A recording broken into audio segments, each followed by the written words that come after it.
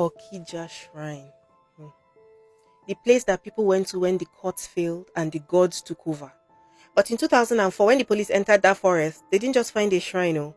They found skulls, they found bodies, secrets that tied rich and powerful people to powers that you don't want to play with.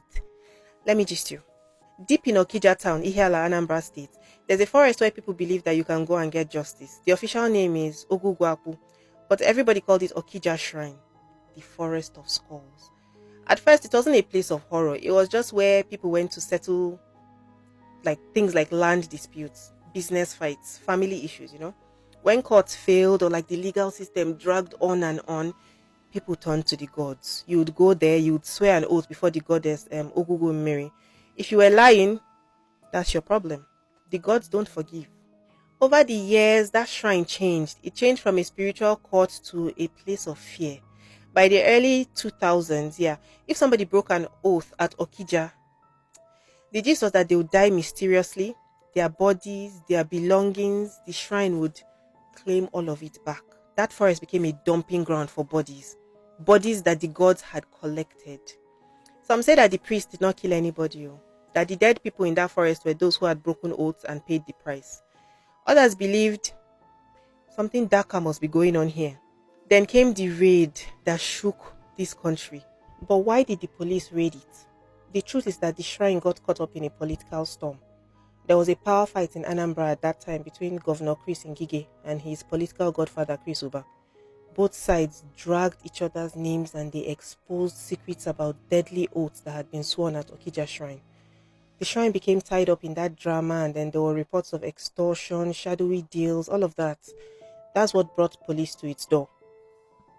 On August 3rd, 2004, about 50 police officers, led by CP Felix Ogbaudu, they stormed Okija Shrine. What they found? Over 70 corpses. Some were decapitated, some were in coffins, others were just dumped, different stages of decomposition, skulls everywhere. They arrested more than 40 shrine attendants. This is the interesting part. Inside of that shrine, they found a register, list of names, politicians, bankers, big business people, even apprentices, people who had sworn oaths, maybe to keep loyalty, for protection, maybe for power, for money. That's when Nigerians started asking serious questions. Because this shrine was not just spiritual, it had become part of politics. The gist was that top politicians, even during the 2003 power struggle in Anambra, they went there to swear loyalty, naked, scared, bound by fear of what would happen if they broke their word. People mentioned names like Chris Ngige, Chris Uba. They were allegedly mentioned in this case. The police never released the full list, of course, but fear spread like wildfire. The community tried to explain. They said, look, wait. The shrine, they don't kill anybody. They didn't kill anybody. That the bodies were of those who died naturally, people with smallpox, leprosy, or those who were claimed by the gods after breaking oaths. That it was just culture. It was a way of handling justice when the courts had failed. But when the public saw the images of those skulls and those coffins and the body, nobody wanted to hear that. Nobody. People called it, this is barbaric. The government said, what? Shut it down. But did that stop the fear? No.